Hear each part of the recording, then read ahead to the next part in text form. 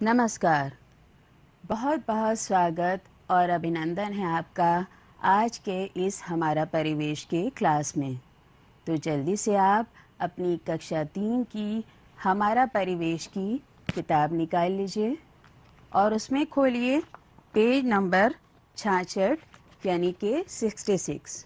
आज हम पाठ के इस अंश के बारे में चर्चा करेंगे। इससे पहले कि इस अंश के बारे में बात की जाए, पिछले पाठ में हम लोगों ने क्या जाना, क्या सीखा। पाठ का नाम था स्वच्छ रहें और स्वस्थ रहें।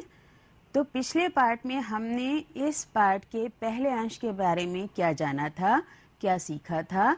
आइए पहले इसके ऊपर एक संक्षिप्त चर्चा कर लेते हैं। बच्चों, हमने जाना था कि हमें प्रतिदिन अपने दांतों की सफाई करने के लिए रोज सुबह जागने के बाद और रात में सोने से पहले ब्रश या दातून करके अपने दांतों को भली प्रकार से साफ करना चाहिए। दांत में जब हम ब्रश कर रहे हो, जैसे आप ये देखिए, ये बच्चा किस तरह से अंदर की तरफ भी ब्रश को लेके जा रहा है।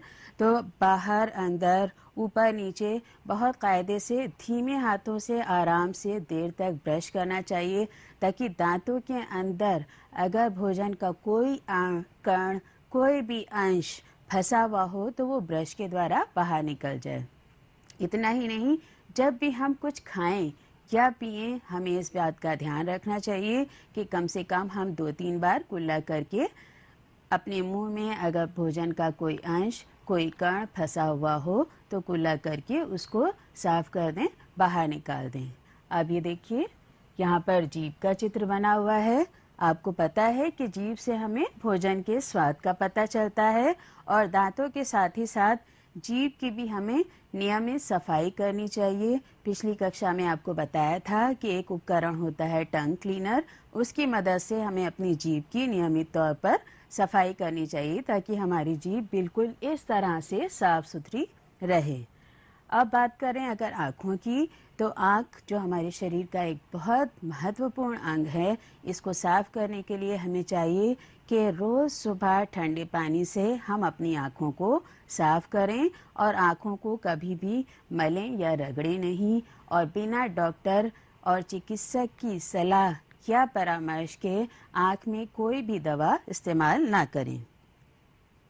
अब कुछ बातें और ज़रूरी हैं जो कि आपको जाननी चाहिए, जैसे नहाते समय हमें साफ पानी से अपने कानों को धो लेना चाहिए और उसके बाद सूखे तौलिए से उन्हें पोंछ लेना चाहिए। सप्ताह में एक बार हम इस तरह से, देखिए ये एक ईयरबड है, इसकी मदद से कान के अंदर जो भी गंदगी हो उसे हमें साफ कर लेना चाहिए।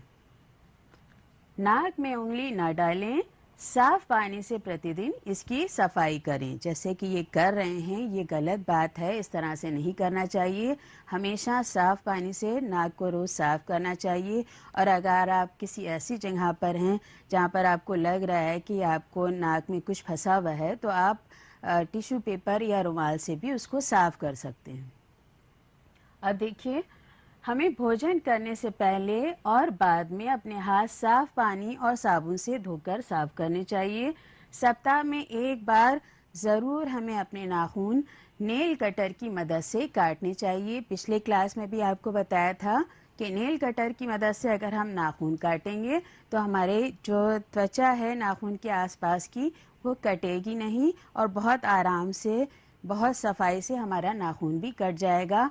नाखून बढ़े नहीं होने चाहिए। अगर बढ़े हुए नाखून हैं और उनमें कोई गंदगी है और अगर हमने बहुत सफाई से अपने हाथ नहीं धोए हैं, तो कोई भी अगर गंदगी है तो हम भोजन जब करेंगे तो वो गंदगी भोजन के साथ हमारे पेट में जा सकती है और हम बीमार भी हो सकते हैं। अब यहाँ पर देखिए, ये एक छोटा सा प्यारा सा बच्चा कितने खुशी खुशी नहा रहा है। इसी तरह हमें भी रोज़ स्नान करना चाहिए, रोज़ हमें नहाना चाहिए और नहाते समय अपने शरीर के सभी अंगों पर साबुन लगा के कायदे से उन्हें मल कर साफ पानी से धोकर साफ सुथरा कर लेना चाहिए। उसी दौरान एक चीज़ ये भी ध्यान रखिएगा कि कम से कम सप्ताह में 2 बार हमें बाल भी अवश्य धोने चाहिए। और बाल कभी भी बिखरे हुए और उलझे हुए अच्छे नहीं लगते हैं। अगर हम चाहते हैं कि हम देखने में अच्छे लगें तो हमें बालों को सुलझा के रखना चाहिए। बाल अगर व्यवस्थित होते हैं तो देखने में भी अच्छे लगते हैं। तो बच्चों, ये तो हुई व्यक्तिगत सफाई और स्वच्छता के बारे में बातें। हमें अपने शरीर की किस तरह से ध्यान रखना चाहिए, सफाई करनी चाहिए। शरीर के विभिन्न अंगों के बारे में भी हम लोगों ने जाना था कि किस तरह से उनका देखभाल रखना चाहिए ताकि हम स्वच्छ रहें, क्योंकि जब हम स्वच्छ रहेंगे तभी हम स्वस्थ रहेंगे। अब व्यक्तिगत स्वच्छता के साथ बहुत ज़रूरी है कि जहाँ हम रहते हैं वो जगह और आसपास का इलाका यानी हमारा परिवेश भी साफ सुथरा और स्वच्छ रहे, वरना उससे भी बीमारी के कीटाणु पनपते हैं और हम बीमार हो सकते हैं। अपने घर व आसपास की प्रतिदिन सफाई करनी चाहिए। अपने घर के आसपास कूड़ा कचरा इकट्ठा नहीं होने देना चाहिए। यदि कहीं पर कूड़े का ढेर इकट्ठा रहता है तो उससे दुर्गंध आती है। कूड़े पर पड़ी मक्खियाँ जो बैठती हैं, और अगर यही मक्खियाँ खुले रखे हुए भोज्य पदार्थ पर बैठती हैं जिन्हें हम बिना धुले खा लेते हैं, तो इससे बीमार होने का खतरा बढ़ जाता है। कहने का मकसद बच्चों ये है कि कूड़ा कभी भी खुले में नहीं डालना चाहिए, चाहे घर हो और चाहे बाहर हो। अक्सर लोग क्या करते हैं, अपने घर में झाड़ू सफाई की और कूड़ा ले जाकर बाहर खुले में डाल दिया, या घर में भी झाड़ू की तो कूड़ा डस्टबिन में डालने के बजाय, कूड़ेदान में डालने के बजाय कहीं एक ढेर इकट्ठा कर दिया। वो एक गलत बात है। कूड़ा कभी भी खुले में पड़ा नहीं रहना चाहिए, हमेशा कूड़ा कूड़ेदान में डालना चाहिए, और कूड़ेदान भी ढक्कनदार होना चाहिए। जैसा कि आप इस चित्र में देख रहे हैं, यहाँ पर देखिए कितना कूड़ा कचरा गंदगी फैली हुई है सड़क पर, और उसी में गाड़ी भी आ रही है। ये चीज़ सही नहीं है। इतना ज़्यादा कूड़ा, अब इसमें गंदगी में तमाम तरह के बीमारी के कीटाणु पनप गए होंगे। यहाँ पे मक्खियाँ बैठती हैं। यही मक्खियाँ जब खुले रखे भोज्य पदार्थों पर बैठती हैं जिन्हें हम अगर बिना धुले खा लेते हैं तो हमारे बीमार होने का खतरा बहुत बढ़ जाता है। तो बहुत ज़रूरी है कि चाहे हमारा घर हो या आस पड़ोस हो, कूड़ा हमेशा कूड़ेदान में ही डालना चाहिए, और कूड़ेदान जो है वो ढक्कनदार होना चाहिए। अब यहाँ आप देखिए, चित्र एक दिख रहा है आपको। ये कूड़ेदान दो बने हुए हैं। आपने अक्सर देखा होगा सड़कों के किनारे इस तरह से सफाई विभाग द्वारा या नगर निगम द्वारा कूड़ेदान रखे होते हैं। एक हरा होता है और दूसरा नीला होता है। अगर कभी आपने देखा हो और इसको पढ़ने की कोशिश की हो तो देखिए यहाँ पे क्या लिखा हुआ है। नीले पर सूखा कचरा लिखा है और हरे पर गीला कचरा लिखा है। अब आप ये सोच रहे होंगे कि गीला कचरा क्या होता है, क्या पानी डालने से कचरा गीला हो जाता है? नहीं बच्चों, ऐसी बात नहीं है। गीला कचरा, आप ध्यान से सुनिएगा, गीले कचरे में वो सब चीज़ें होती हैं जैसे फल और सब्जियों के छिलके या उसके बचे हुए अंश। कभी घर में खाना भी बच जाता है यानी बचा हुआ भोजन, अंडों के छिलके, पेड़ पौधों की पत्तियाँ, ये सब गीला कचरा में आती हैं, और ये गीला कचरा हमें अलग इकट्ठा करके हरे कूड़ेदान में डालना चाहिए। अब अगर बात करें सूखे कचरे के बारे में, जो कि हमें नीले डस्टबिन या नीले कूड़ेदान में डालना है, तो आप ध्यान दीजिएगा। रद्दी, कागज, लोहा, कांच, कपड़ा, प्लास्टिक, टूटे डिब्बे, रबर, पॉलीथीन और कार्डबोर्ड इत्यादि, ये सब वो कचरा है जिनको सूखा कचरा माना जाता है, और इसको हमेशा हमें नीले कूड़ेदान में डालना चाहिए। अब यहाँ पर एक बात ये उठती है कि क्या हम अलग अलग इकट्ठा इसको कहाँ पर करें? तो कोशिश करिए अपने घर में अपने मम्मी पापा को बताइए, अपने दोस्तों और आस पड़ोस के लोगों को भी बताइए कि घर में हमेशा 2 कूड़ेदान होने चाहिए। एक कूड़ेदान जिसमें आप सूखा कचरा इकट्ठा करें, और दूसरा कूड़ेदान जिसमें आप गीला कचरा इकट्ठा करें। याद रखिएगा ये बात आप अपने दोस्तों को, अपने घर के बड़ों को भी बताइएगा कि गीला कचरा होता है फल और सब्जियों के छिलके या उनके बचे हुए अंश, बचा हुआ भोजन, इसके अलावा अंडे के छिलके, पेड़ पौधों की पत्तियां, ये सब गीला कचरा में आता है और इसको घर में भी अलग रखें और बाहर जाकर इसको हरे कूड़ेदान में डालें, कहीं भी बाहर इधर उधर फेंके नहीं। और सूखा कचरा अलग डस्टबिन में रखें, उसमें कागज़ है, कार्डबोर्ड है, लोहा, प्लास्टिक, कांच, कपड़ा, टूटे हुए डिब्बे, बोतलें, ये सब चीज़ें आती हैं जिनको आपको एक अलग डस्टबिन में रखना है, क्योंकि ये बच्चों सूखा कचरा होता है। और ये सूखा कचरा आप जब ले जाएंगे तो आप इस नीले वाले डस्टबिन या कूड़ेदान में डालेंगे। गीले कचरे से खाद भी बन सकती है, इसलिए बहुत ज़रूरी है अगर आपके यहाँ कुछ इस तरह की व्यवस्था है तो आप ये गीला कचरा खाद के रूप में प्रयोग करने के लिए भी अपने माता पिता को प्रोत्साहित कर सकते हैं। कचरे के साथ साथ एक और बहुत बड़ी समस्या हम लोगों के यहाँ होती है, वो होती है पानी के भराव की, जल भराव की समस्या। हमें अपने घर में और आसपास पानी इकट्ठा नहीं होने देना चाहिए। यदि कहीं पर पानी का जमाव रहता है तो वहाँ पानी में मच्छर पैदा हो जाते हैं, इनके काटने से बीमारियाँ फैलती हैं और इन बीमारियों से हमारी जान भी जा सकती है।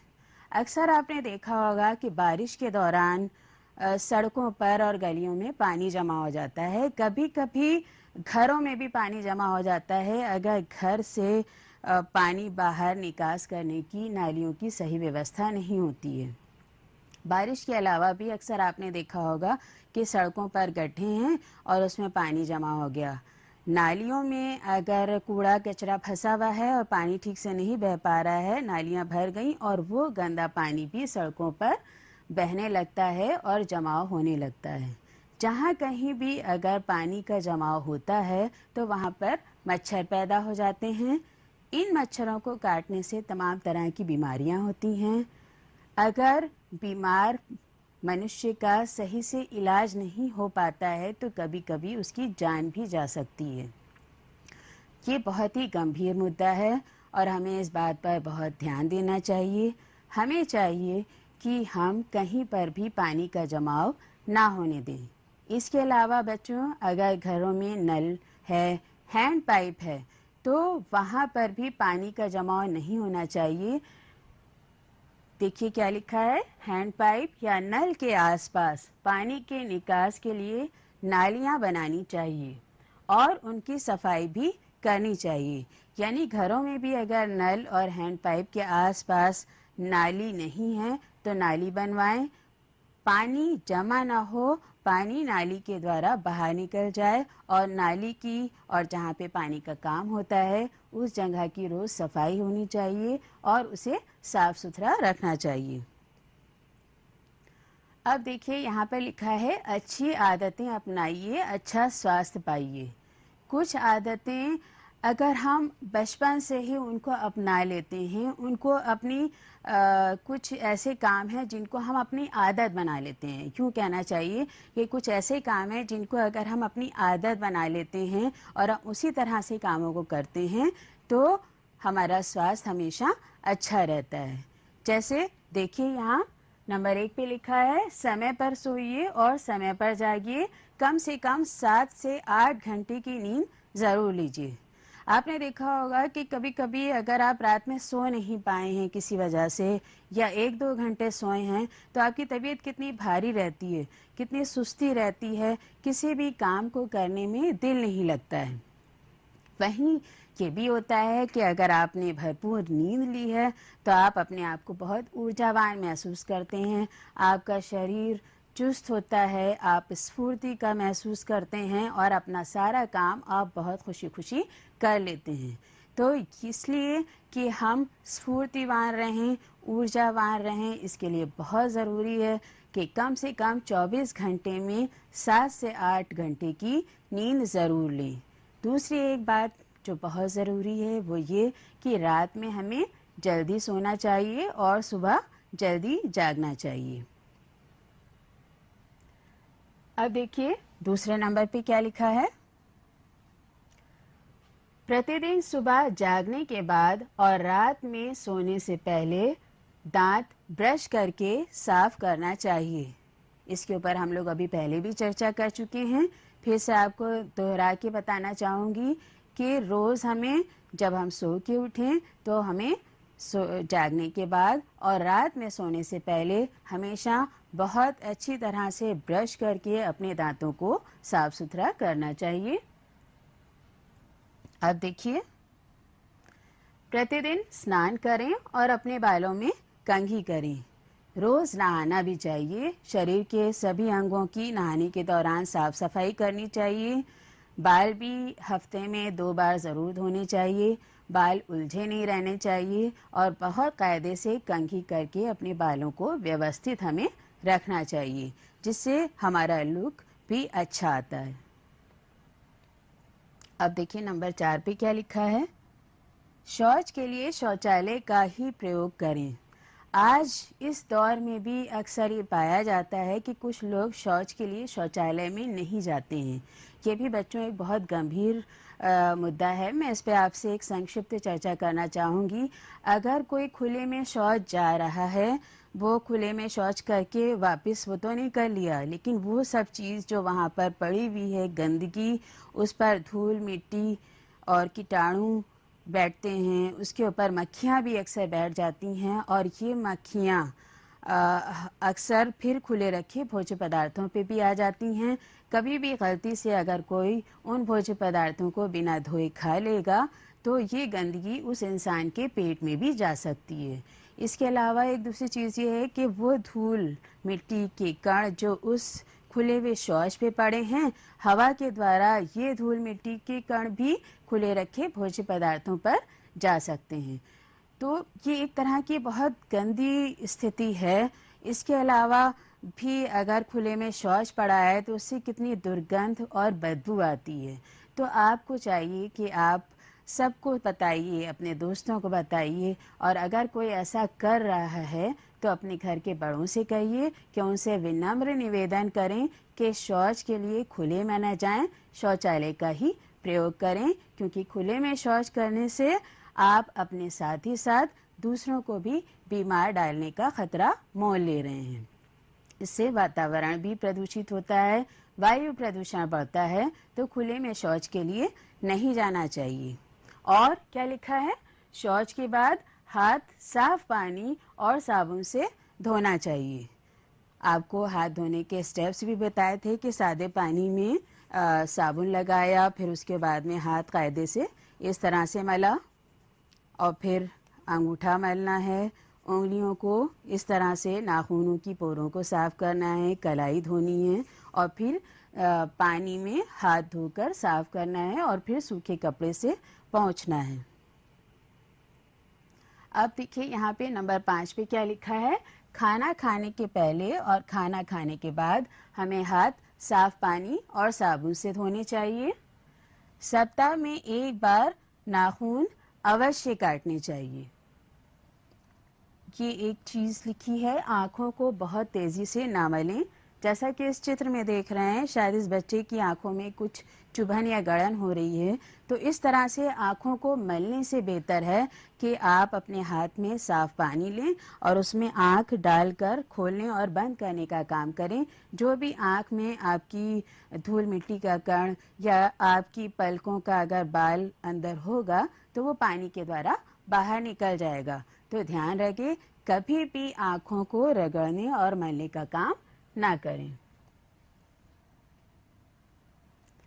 बहुत गर्म चीज़ें न खाएं न पिएं, क्योंकि बहुत ज़्यादा गर्म भोजन खाने से क्या होता है, मुंह में, ज़बान में छाले, जीभ में निकल आते हैं, गले में छाले निकल आते हैं। तो हमको बहुत ज़्यादा गर्म भोजन न खाना चाहिए और न ही कोई पेय पदार्थ पीना चाहिए। इसके अलावा एक बहुत ज़रूरी चीज़ यहाँ पे लिखी है, त्वचा को नुकीली वस्तु या नाखूनों से नहीं खरोचना चाहिए। कभी किसी चींटी ने काट लिया, मच्छर ने काट लिया और अचानक हम लोग बिना कुछ सोचे समझे, होता है सभी करते हैं कि बीमार खुजली करना शुरू कर दिया, खरोचना शुरू कर दिया। ये बहुत ख़तरनाक स्थिति है। इस तरह की हालत हमको नहीं करना चाहिए। कुछ लोग तो जब खुजाते हैं तो वो उस खुजली या खरोचने के साथ खाल तक छिल जाती है। तो हमें इस तरह का काम नहीं करना चाहिए। और ये जो बच्ची पेंसिल से अपना कान खुजा रही है, ये भी काम नहीं करना चाहिए। आपको मैंने पिछली क्लास में भी बताया था कि कान हमेशा हमें साफ पानी से धोकर साफ करना चाहिए, सूखे तौली से पोंछना चाहिए। और ईयरबड की मदद से, जो एक ये देखिए, ये ईयरबड है, इसकी मदद से हमें कान साफ करना चाहिए। ये एक प्लास्टिक की डंडी होती है जिसमें ऊपर और नीचे रुई बहुत कायदे से लगी होती है। ये स्टेरलाइज कॉटन होती है। इससे अगर आप कान साफ करेंगे तो ये आपके लिए सुरक्षित तरीका है। और इस तरह की किसी भी नुकीली चीज़ से अगर आप कान साफ कर रहे हैं तो ये बहुत घातक है। आपके कान के पर्दे भी इससे डैमेज हो सकते हैं, नष्ट हो सकते हैं। तो आपको इस तरह का काम नहीं करना चाहिए। तो बच्चों, आज हमने जाना कि हमें अपने घर और आसपास की सफाई कैसे करनी चाहिए। फिर से एक बार देखते हैं। आप चित्र में देखिए कि बच्चे किस तरह से पार्क की सफाई कर रहे हैं, यहाँ पर भी सफाई कर रहे हैं। तो हमें अपने घर और आसपास बहुत अच्छी प्रकार से सफाई करनी चाहिए। कूड़ा कचरा और पानी इकट्ठा नहीं होने देना चाहिए। अगर ये सब इकट्ठा होगा तो इससे बीमारी के कीटाणु फैलेंगे और बीमारियां फैलेंगी। फिर से याद दिलाना चाहूँगी कि ये बात आप कभी ना भूलें। क्या ना भूलें? कूड़ा कचरा सड़क पर ना फेंकें। इसके लिए कूड़ेदान का प्रयोग करें और कूड़ेदान ढक्कनदार होना चाहिए। जैसा कि आप इस चित्र में देख रहे हैं कि कूड़ेदान हमेशा ढक्कनदार होना चाहिए। घर में भी और बाहर भी इस चीज़ का आप ध्यान रखें। आपको याद होगा कि अभी हम लोगों ने बात की थी कि घर में 2 कूड़ेदान होना चाहिए, एक गीला कचरा रखने के लिए और एक सूखा कचरा रखने के लिए।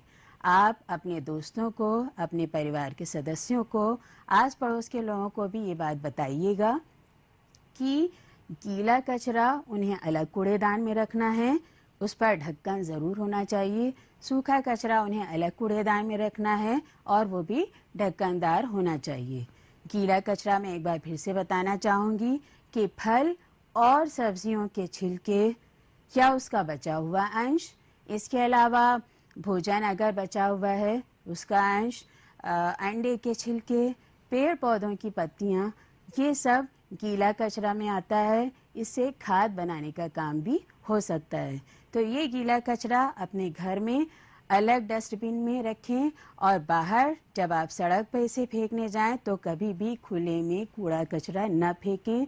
कूड़ा हमेशा कूड़ेदान में डालें। और आपको याद होगा, अभी मैंने आपको बताया था कि गीला कचरा आपको हरे कूड़ेदान में डालना है। दूसरा डस्टबिन जो आपके घर में होगा सूखा कचरा रखने का, उसमें कोई भी कागज़, कार्डबोर्ड, शीशा, कांच, कपड़ा, टूटे हुए प्लास्टिक के डिब्बे, शीशियाँ, ये सब चीज़ें आप सूखे कचरे वाले डस्टबिन में डाल सकते हैं। और बाहर आपको जाकर ये चीज़ कहाँ डालनी है? बिल्कुल सही, बाहर जाकर नीले डस्टबिन में ये चीज़ डालनी है। अब देखिए यहाँ पे क्या लिखा है, पॉलीथीन के स्थान पर जूट और कपड़े के थैलों का प्रयोग करें।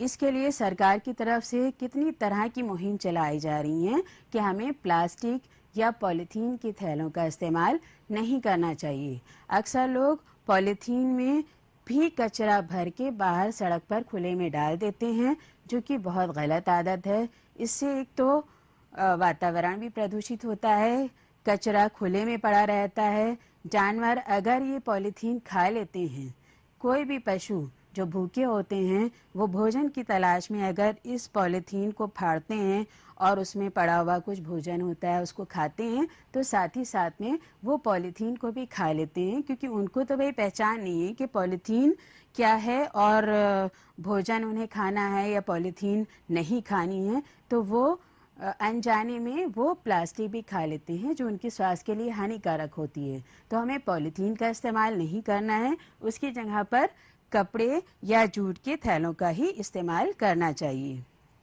स्वच्छ रहने की अच्छी आदतें एक बार फिर से दोहरा लेते हैं कि 7 से 8 घंटे की नींद लेनी चाहिए। प्रतिदिन सुबह जागने के बाद और रात में सोने से पहले ब्रश करके अपने दांतों को साफ करना चाहिए। प्रतिदिन स्नान करें और बालों को कंघा करके व्यवस्थित रखें। शौच के लिए हमेशा शौचालय का ही प्रयोग करें। शौच के बाद हाथ साफ पानी और साबुन से धोएं। खाना खाने से पहले और खाना खाने के बाद भी हाथ साफ पानी और साबुन से धोएं और सप्ताह में एक बार नाखून अवश्य काटें, वो भी नेल कटर से। क्या ना करें इसको भी देख लेते हैं कि हमें आंखों को तेजी से मलना नहीं चाहिए, त्वचा को नुकीली वस्तुओं से नहीं खुरचना चाहिए, नाक में उंगली, कान में तिनका कभी नहीं करना चाहिए। बहुत गर्म चीजें न खाएं न पिएं। कूड़ा कचरा खुले में ना फेंकें, हमेशा कूड़ेदान में डालें और पॉलीथीन के थैलों की जगह पर कपड़े के या जूट के थैलों का ही हम प्रयोग करें। अब एक छोटा सा गृह कार्य आपको दे रही हूँ कि आपको अपनी कॉपी में करना है और आपकी किताब में पेज नंबर 67 यानी 67 पर ये रिक्त स्थान की पूर्ति करने वाला गृह कार्य दिया हुआ है। मैं उम्मीद करती हूँ कि आप इसको बहुत आराम से कर लेंगे। एक बार जल्दी से इसको देख लेते हैं। आँखों को साफ करना चाहिए, किससे? ठंडे पानी से। वस्तुओं की पहचान हम छू कर करते हैं। शरीर की सफाई के लिए हम रोज स्नान करते हैं। खाना खाने से पहले और खाना खाने के बाद क्या धोना चाहिए? हाथ। और शौच के लिए कहाँ जाना चाहिए? शौचालय का ही प्रयोग करें। तो बच्चों, उम्मीद करती हूँ आज की ये कक्षा, ये क्लास आपको पसंद आई होगी। आपको सब बातें अच्छी तरह से समझ में आ गई होंगी कि किस तरह से हम व्यक्तिगत स्वच्छता यानी अपने शरीर की स्वच्छता का ध्यान रखें और किस प्रकार से हम परिवेशीय स्वच्छता यानी अपने घर, विद्यालय और आसपास के स्थानों की स्वच्छता का ख्याल रखें। उम्मीद करती हूँ ये सब बातें आप अपने घर के बड़ों को, अपने दोस्तों को, अपने आस पड़ोस में रहने वाले लोगों को भी बताएंगे, क्योंकि जब स्वच्छ सब रहेंगे तभी सब स्वस्थ रहेंगे। अब अगली क्लास में हम लोग फिर मिलेंगे। तब तक के लिए आपको ढेर सारी आशीर्वाद, शुभकामनाएं